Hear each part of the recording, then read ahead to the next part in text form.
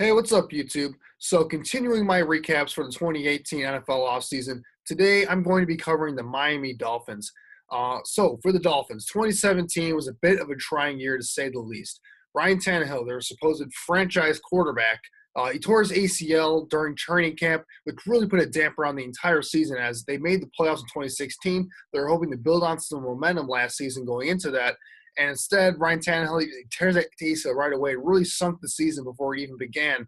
The Dolphins decided to reach out to Jay Cutler, who had some experience playing in Adam Gase's offense, head coach for the Dolphins. They had a lot of success in Chicago, where Jay Cutler had one of his best seasons of his entire career. They thought maybe they could rekindle that magic, and unfortunately, it just never really clicked throughout the entire season. They were one of the worst teams offensively in the entire NFL. The Dolphins were, and you could really see that in the way they ended up trading Jay Ajayi to the Philadelphia Eagles mid-season for a fourth-round pick. It was pretty clear that they just didn't have everything figured out offensively, and they needed to change some things up. Now, some positives for that trade with Ajayi there was Kenyon Drake, their backup running back at that time. He got a lot more playing time in the back half of the season, and he really showed that he was a guy that could potentially be a building block guy for this team going forward as they go forward with in this Adam Gase era here as their head coach. But unfortunately, overall, it was just a frustrating year last season for the Dolphins as they went 6-10, really underachieving compared to the level of talent that they have overall on this team. And Adam Gase, their head coach, ended up saying going into the offseason that he really wanted to use this offseason to change the culture of the entire organization. The first move in that was getting a new offensive coordinator in Dowell Loggins, who he worked with in Chicago, who was the quarterback coach when he was the offensive coordinator there. So, going into the offseason for the Dolphins, some of their biggest needs here, I think obviously the biggest one's got to be the offensive line. The offensive line for the Dolphins in 2017 was absolutely atrocious. They couldn't really create any push in the running game. They couldn't create any consistent holes. The pass blocking was suspect here and there. It was actually a bit of their strong suit in terms of the pass blocking. It was the run blocking that was really the problem for the Dolphins. They really needed to upgrade their entire offensive line, besides maybe left tackle, where Laramie Tunsil is handling the position as a young player going forward. But the offensive line was a bit of a mess last season. They needed to figure that out in this offseason. Another big need for the Dolphins this offseason was getting some more speed and playmaking ability in the linebacking core. They have a pretty strong front four in their 4-3 defense, and the secondary looks a lot better now that it's finally getting some playmakers to surround around Rashad Jones there, who's been a very good safety for them over the past few seasons. But getting some speed in the linebacking position was crucial, I think, to helping that defense get to the next level, because their defense was pretty solid for the most part last season. It's just that they just need a little bit more playmaking there to really make it a top 10 type of unit there. But really comes down to the offensive side of the ball for them. They need to get some more explosive playmakers, whether it be a deep threat at wide receiver or receiving athletic pass-catching option at the tight end position. They need to get another explosive weapon for that offense to really make sure that they can take the top off some defenses and make some big plays, because there was too much dinking and dunking last season for that offense that really stifled its ability to really challenge defenses vertically and in the middle of the field or on the edges. So doing that was crucial, I think. And for the Dolphins, this is more of a philosophy thing, just going past for the past few seasons. The Dolphins has relied way too much, I think, on big free agent spending, overpaying big-time free agent guys, and trying to make them work and build their team through free agency rather than building them through the draft. So they need to address that in this offseason, clear up some cap space going forward to the future, and just build this team through the draft with some more young pieces and build up some more depth on this roster as a whole. So those are some of the things that the Dolphins need to do in this offseason, in my opinion. So transitioning to the free agency side of this, the Dolphins, like I said, they had limited cap space going into free agency because of all the big signings that they've had in the past. So they needed to find a way to really maneuver around that to fill up some holes for one, and as well as clear up some cap space going into the future as they start to kind of retool this roster a little bit. So to do that, they did a couple of things. The first one was to release big-name guys like Ndamukong Suh and Mike Pouncey, two guys that have really been kind of lightning rods in their locker room, to say the least. When you look at Ndamukong Suh, he was a guy that they paid a monster contract for in free agency when he was leaving his contract with the Detroit Lions. And while he was still a pretty good player for them at the inside defensive tackle position, he was never the dominant force that they were expecting to. And he was definitely not going to be worth that $22 million cap hit that he was going to have. So I think that was a pretty good decision kind of move on there, try and save a little bit of money going forward. The Mike Pouncey deal, obviously he did not want to be with the Dolphins anymore. He made that clear to management, so he decided to move on there, save a little bit of money there as well. And then the big departure, the big kind of storyline for them going into this offseason was Jarvis Landry entering his contract season. He's a guy that they ended up franchise tagging to start the offseason with the intent to trade him right away, basically. They made that known right away. And they ended up making that trade to the Cleveland Browns to get a 4th and 7th round pick. Cleared up some cap space for them, but it definitely left a bit of a hole because Jarvis Landry was a Pro Bowl type of wide receiver last year for them, where he had over 100 catches. He had one of his most productive seasons as a player. So losing those 3 players, I think, those are big losses and big holes to fill for this team going into the offseason. And in terms of what they did in terms of trades and free agency, they did a lot of activity kind of fill up those needs a little bit, but I'm not sure it all worked out. I'm going to start with some of the trades that they made. Obviously, the big trade that they made was with the Los Angeles Rams, bringing in Robert Quinn, defensive end. He's going to be a defensive end in this scheme that they're running here. They gave up a 4th and 6th round pick to bring him in.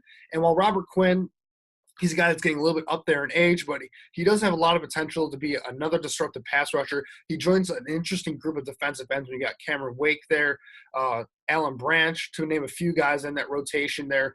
So it's just another body. You can never have too many pass rushers. And this was a team last season that was very average in terms of getting to the quarterback. I believe they were actually 16th in sacks last season. So to get another pass rusher in there, in theory, I think that could be a pretty good move in theory, but I'll get more on Robert Quinn, what I think about that move going on. But another trade that they ended up making to fill the hole at the center position, they traded with the San Francisco 49ers to bring in Daniel Kilgore, who's he's a solid center, but he's really nothing spectacular or anything.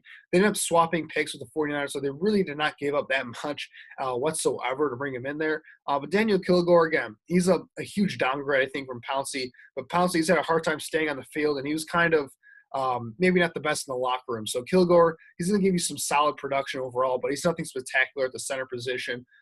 He's going to get beat quite a bit against elite playmakers, that's for sure, but you can do a lot worse than Daniel Kilgore as your starting center going forward. And now, so some of the free agency moves they made a ton of moves to kind of address some of the needs that they ended up making for themselves in free agency relative to how much cap space they had. The biggest move for me, in my opinion, was getting Josh Sitton, guard from formerly the Chicago Bears the past 2 seasons, on a 2-year, $13.5 million deal. Now, while Josh Sitton, he's a guy that he's getting up there in age. He's battled through some injuries over the past couple seasons as he's getting a little bit older. When he's healthy, he's one of the best guards in football. So if they can get a healthy Josh Sitton, they have a guy there that can be a nice veteran presence in their locker room along their offensive line, and he's going to give you top-notch production whenever he's healthy. So I think that was a very good move, and he's got some experience with Adam Gase kind of working with him there. So, yeah, I think – or with Dowell Loggins. He has a lot of experience with Dowell Loggins working with him. So I think that was a pretty good move to bring him in. He'll know the system a little bit from the time that he's had kind of working that similar system that they had in Chicago. I think that's a very good fit personally. Now, it's with their other moves that it gets a little bit dicey for me. They doubled it at the wide receiver position to kind of make up for moving out from Jarvis Landry. First, they ended up signing Albert Wilson, who was formerly on the Kansas City Chiefs, to a 3-year, $24 million deal. That's an interesting signing for me. I'm not sure he's really worth that kind of money. I'll get on that later. But then they ended up, like I said, double dipping on that, getting another guy with very similar skill set, and Danny Amendola, wide receiver, for 2 years, $12 million. So 2 very interesting signings, to say the least, to kind of fill that wide receiving core. Some other smaller moves they made. They signed Frank Gore, who played for the Colts last season, one of the best running backs we've had over the past decade or so, to a 1-year, $1.105 million contract. And that's a kind of deal where it's a really low risk but really high reward, because while Frank Gore is very old, he's getting up there in age, he's had a lot of touches over the past couple seasons, despite the fact that he's getting up there in age. He's shown some flashes that he can still be a productive back. And he's not going into a situation where they're going to rely on him to be the top running back on their depth chart. Kenyon Drake's going to kind of fill that role. Frank Gore is kind of there to kind of get a few carries here and there once in a while throughout the course of the game. So I feel like that's a nice signing for them there. And he played at Miami University in college. He's kind of from the area. So it's a nice story of him coming back home to kind of end his career or near the tail end of his career. I kind of like that signing there because there's really no risk, I think, in that type of move. Another move they made, they brought in Brock Osweiler to a 1-year, $880,000 deal. Again, it's a very low risk situation here because, yes, Osweiler, when he does have to play, he's not very good whatsoever. But you need a backup option that with a guy that actually has starting experience if Ryan Tannehill goes down again. Because last year they had to go outside the organization to bring in Jay Cutler very late in the game to have a starting quarterback for the upcoming season, and you don't want to be stuck in that situation again. So that's kind of the reasoning for them making that signing there. It'll be interesting to see how that kind of plays out going forward. So moving on from the free agency side of things, the Dolphins, I think, after having a not very successful free agency period, in my opinion, they really made up for it by having a very strong draft. And that started in the first round where Minkah Fitzpatrick somehow ended up falling to the 11th pick in the draft, safety out of Alabama. He's going to fill a variety of roles, I think, in this defense. I think he'll primarily be a slot guy for them, covering slot wide receivers and tight ends, and kind of be a free safety for them going forward into the future to complement Rashad Jones. But I really like that pick for them. They got an absolute steal because Minkah Fitzpatrick, he was definitely a top 10 talent for me going into this draft. And I think he's going to fit in with Adam Gase's philosophy and the culture change he wants to bring there very nicely. I like that pick for the Dolphins. That was a home run for them in the first round. And then they followed that up by getting another very good pick, I think, and Mike Gesicki, tight end out of Penn State. I had Gesicki going into the first round to the Baltimore Ravens, if you remember, if you saw my mock draft videos. He's a guy that's very talented in terms of his ability to be a pass catcher at the next level.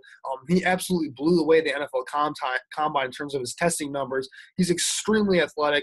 He can't block worth a lick. That's what they're going to really ask him to do, though. So he's a guy that they've really been looking for, a pass-catching tight end for such a long time. They tried Julius Thomas last season in the trade with the Jaguars. That didn't work out. They're hoping that Mike Gesicki can kind of fill that role for them going forward.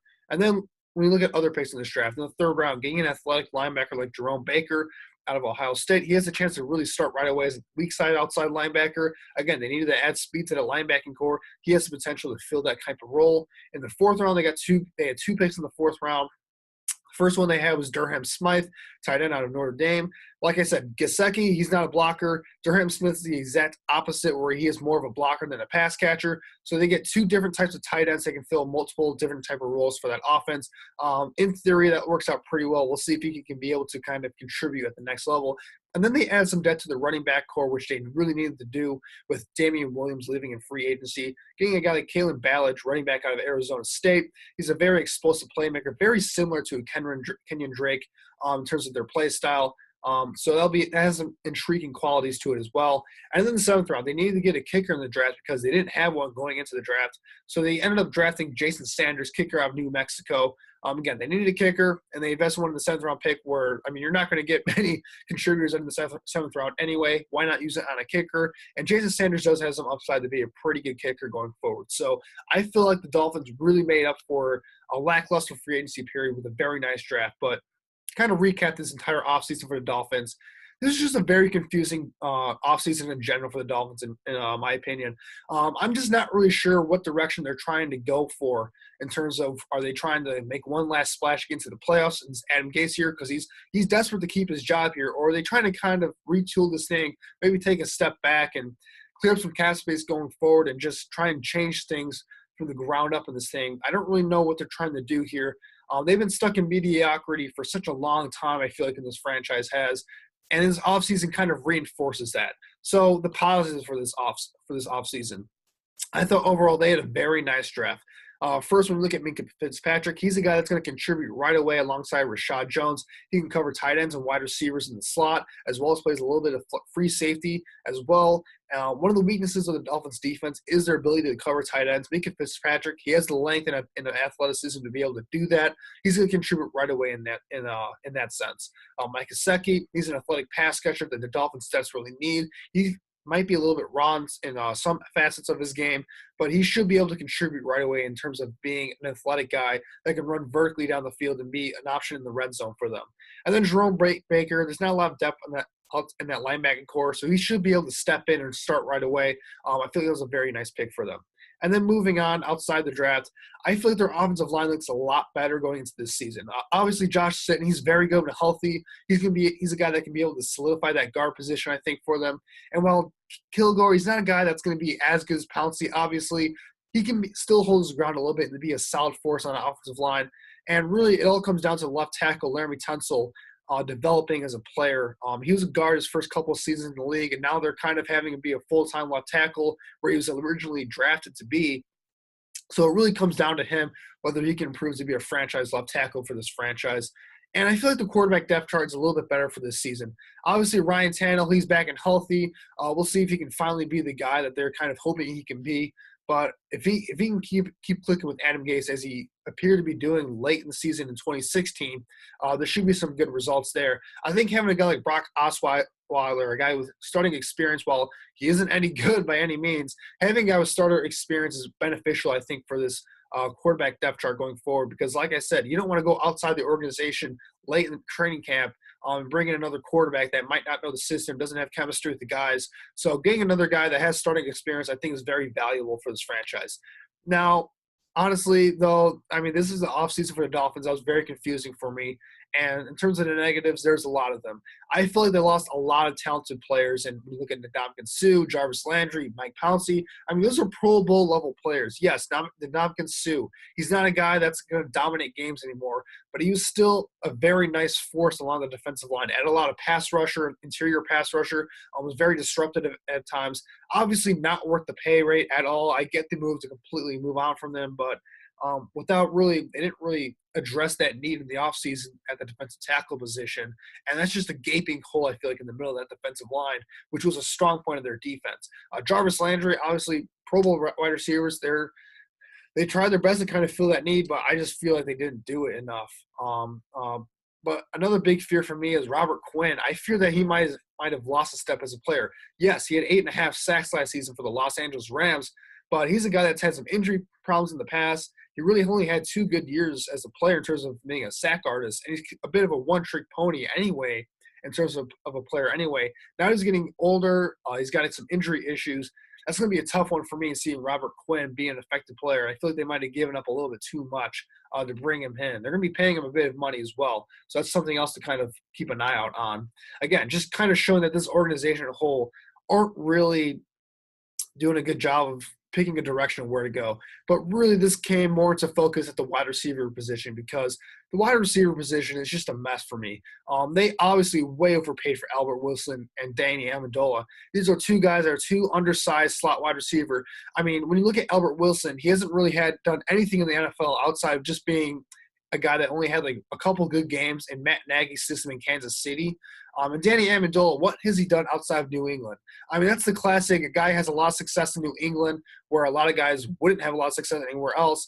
And then a team sees that and thinks that can translate to their team. So they bring him in and pay him a lot of money, and it just doesn't work out. I kind of feel like the same thing with Danny Amendola is going to happen here, where they're paying him a lot more money than he deserves, and he's just not going to work out outside of New England. That's a tough one for me. They really lacked explosive plays last season in the passing game, and this offseason, some of the moves that they made, it just doesn't fix that problem at all. I just feel like we're going to see a lot of dink and dunk short passes next season like we saw last year with the Dolphins, which is surprising last year for the Dolphins anyway, because Jay Cutler was a quarterback throughout the course of the season. And as a Bears fan, I know Jay Cutler, he's not afraid to sling the ball down the field. I know they have Devontae Parker and Kenny Stills, 2 guys that are not afraid, that can go deep and make some plays down the field, and they just didn't use that enough whatsoever. So I kind of have a feeling with Amendola and Albert Wilson in the fold being paid a lot of money, they're going to feature those guys in the offense, and neither of those guys are guys that can stretch the field or make plays in contested areas. Those are guys that you're going to have to throw a lot of short passes, a lot of underneath passes to, and hope they can get yards after the catch.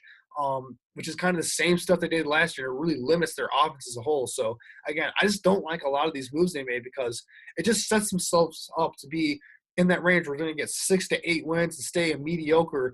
Just a lack of planning in general, because they're just a team. They have enough talent where they're going to beat a couple of good teams, and you're going to think, hey, this team might have something here. But they're just going to have a bunch of flounders throughout the season because they just don't have enough talent to really overcompensate over enough teams in the NFL. So Overall, I give this offseason grade a C minus for the Dolphins. For me, the Dolphins, they continue to stay in mediocrity with this offseason. The moves that they made in free agency were alarming as they let go of a lot of talented players. Granted, it was for much needed cap space, but they failed to capitalize on that gaining in cap space because they started giving out large contracts again to guys that really did not deserve it whatsoever. Lower tier players that just weren't worth the contracts that they signed into, primarily at the wide receiver position. Look at Albert Wilson and Miaimi Dolphins. What brings this grade up for me, though, and why it's not a complete disaster in terms of this offseason, was the fact that their draft was very, very good and could be a clear culture changer when you look at guys like Minkah Fitzpatrick and they're two very talented prospects and Mike Gesicki and Jerome Baker. That's the only reason I don't think this is a total loss in terms of this offseason for the Dolphins. But man, it's very tough looking at this Dolphins and really seeing anything positive going forward for this franchise. It's fair to wonder whether Adam Gase really is the head coach to kind of lead this team going into the future. But we'll see how it all works out. That's kind of my thoughts on the Miami Dolphins. What do you guys think in the comment section below? Miami Dolphins fans, please give me your thoughts in the comments so I can kind of hear your kind of perspective on this thing. Please leave a like and subscribe for more videos such as this. Thanks, guys, for watching.